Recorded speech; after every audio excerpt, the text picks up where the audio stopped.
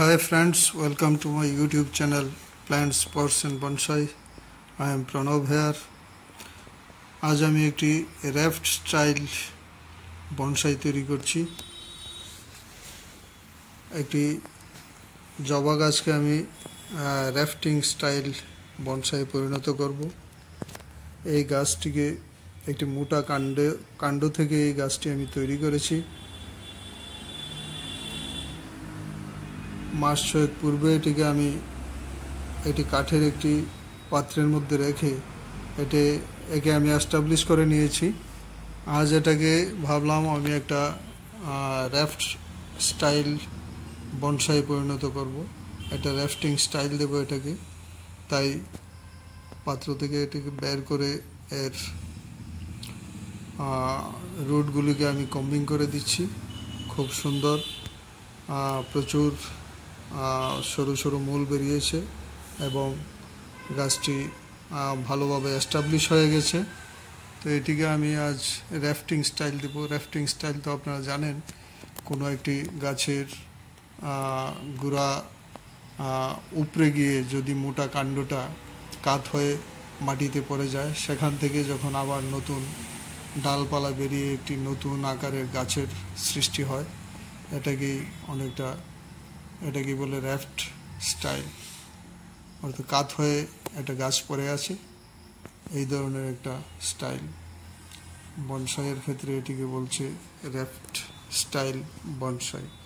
তো এটা খুব মোটা কাণ্ড থেকে এই গাছটাকে আমি তৈরি করেছি, এই জবা গাছটাকে।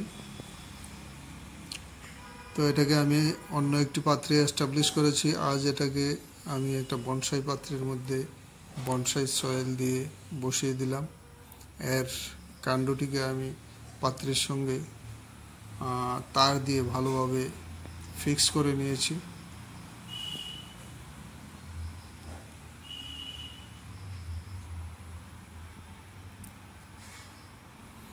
এখন আমি আমার নিজের তৈরি বনসাই সয়েল দিয়ে এর মূলগুলোকে আমি ঢেকে দিচ্ছি।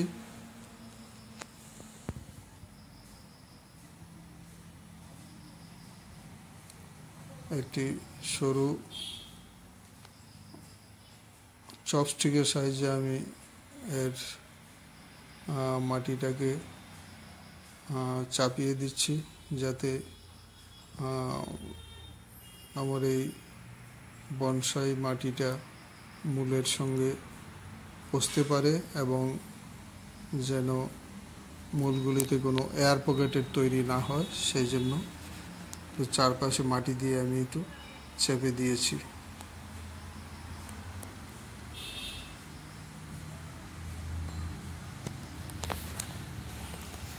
দেখুন, কাণ্ডটাকে আমি শুয়ে দিয়েছি এই পাত্রটার মধ্যে।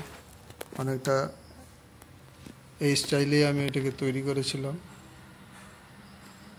এখন মাটি দিয়ে এটাকে আমি বসিয়ে দিলাম।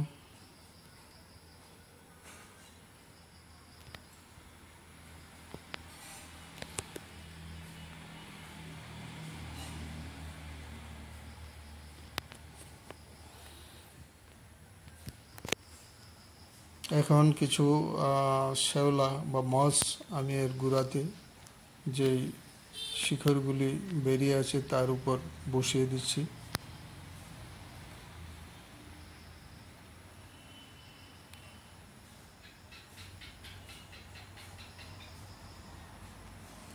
দেখতেও সুন্দর লাগবে, আর এর যে সারফেস রুট সেগুলিও শুকিয়ে যাবে না, খুব তাড়াতাড়ি এগুলি নতুন মাটিতে বসে যাবে। সেই জন্য কিছু মস বা শ্যাওলা আমি এর গোড়াতে লাগিয়ে দিচ্ছি।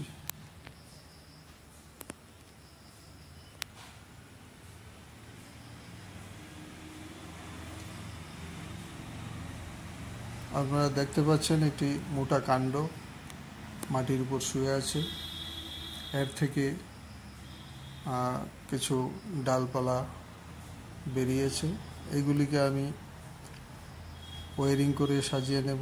তার আগে আমি এই গাছের মূলটাকে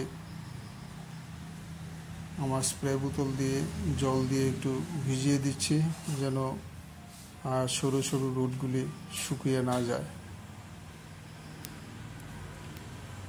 এখন আমি অ্যালুমিনিয়াম তার দিয়ে এর শাখাগুলিকে ওয়ারিং করে নেব এবং ওয়ারিং করে এগুলিকে আমি সাজিয়ে নেব।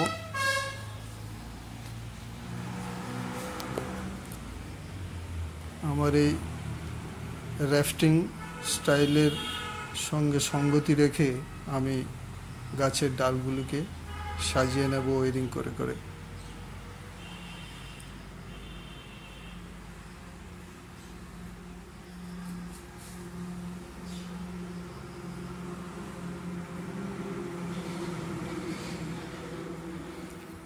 আমার কাছে র্যাফটিং স্টাইলের কোনো বনসাই আপাতত নেই, এটি প্রথম আমি একটি র্যাফটিং স্টাইল বনসাইয়ে হাত দিয়েছি। এটি আমার খুব সুন্দর একটি জবা গাছের উপর তৈরি করছি।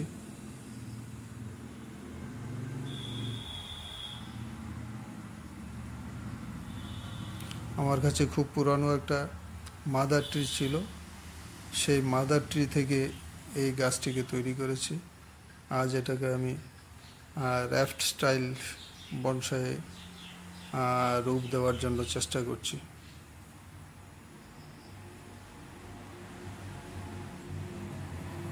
আশা করি আমার এই ভিডিওটি আপনাদের ভালো লাগবে। ভালো লাগলে আমার চ্যানেলকে সাবস্ক্রাইব করে দেবেন পরবর্তী আপডেটের জন্য, আর লাইক এবং শেয়ার দিয়ে উৎসাহিত করবেন, পাশে থাকবেন। আমি ব্রাঞ্চগুলিকে স্টাইল করে দিয়ে সজ্জা করে দিয়ে কিছু প্রুনিং করে দিলাম।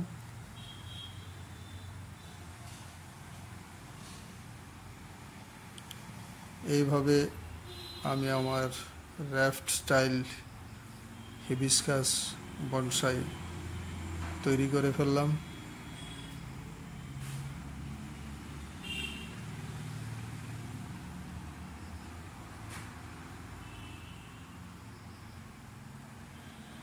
আমি এটাকে ফিনিশিং দিয়ে দিলাম। সবাই ভালো থাকবেন। নমস্কার।